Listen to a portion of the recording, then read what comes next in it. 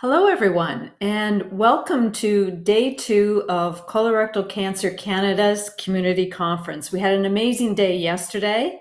So for those of you who have rejoined us, welcome back. And we want to extend a big welcome to those of you who are new to the conference today. My name is Anne-Marie Wright. I'm the president of Elements Strategy, an advisory group focused on transforming healthcare through the patient voice.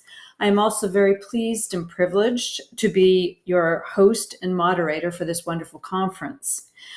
Please know that the agenda for this conference was built using the community's voice, using the community's thoughts, ideas, and direction on what is relevant and meaningful to present today. So we're very grateful for everybody's contribution. Thank you to those who brought their voices to the stage. Welcome, as I said, to day 2. Our focus today is focused on how you can personally take charge of your cancer situation. I also thought it would be very interesting for those of you who have joined us for the first time to understand how what the composition is of our audience. You might be interested to know that we have attendance from right across North America. You might also be interested to know that approximately over half of you are either in treatment or in post-treatment. 11% of you are caregivers and family members, which really means that about 2/3 of our audience have been touched in some way by colorectal cancer. And about 25% of our audience is healthcare professionals. Also, we're very pleased to welcome a very large percentage of new members to this conference this year, which I think is very meaningful from the perspective that the word is getting out across the community, that conferences like this provide relevant information to the patient community. I wanted to do a little bit of housekeeping before we got into the conference today, for those of you, again, who are new in joining us today. So I'm going to ask Chad to put up a couple of slides because a picture is worth 1,000 words. You're going to see here what is essentially called the main lobby of this conference. And here you'll find things like the agenda. You'll find things like speaker profiles. If you click on the buttons on the left-hand side as an example for speakers, you'll find all of the biographies of everybody who's participating in this conference. Most importantly, you'll see something called a help desk. So if at any time you have any trouble with the platform, please click that button and somebody will be very pleased to assist you. Most importantly, conferences like this are supported by a wonderful number of sponsors, each of which is represented here. So you're going to see logos of various different organization names, things like Amgen, things like Pfizer, things like Bayer. If you click on those logos, you will be taken to the next page. And you'll see that we have a range of virtual booths. All you have to do again is to click on the logo of the virtual booth that you want to visit. And the next thing you'll do is click on the file button. So for example, if you want to learn more about Pfizer, click on Pfizer, you'll be taken to a small portal, then click on file, and all kinds of wonderful information will appear for you. The last thing we wanted to highlight is, Chad, if you wouldn't mind putting up the last page, is how we ask questions and how we participate in chat in this conference. This is fundamental and so very important to us that we receive as many questions and comments as possible.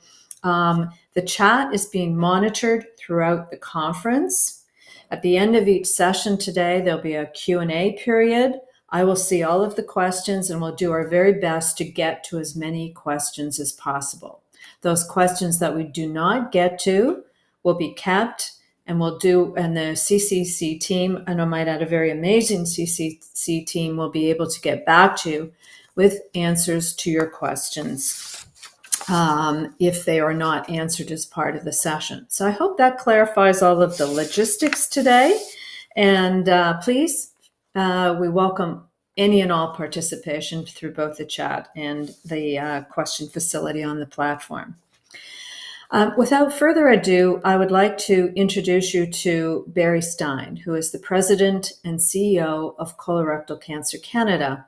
Barry himself is a strong, passionate advocate voice for the patient community and participates and brings that voice into everything from clinical trials all the way through to the full cancer care continuum.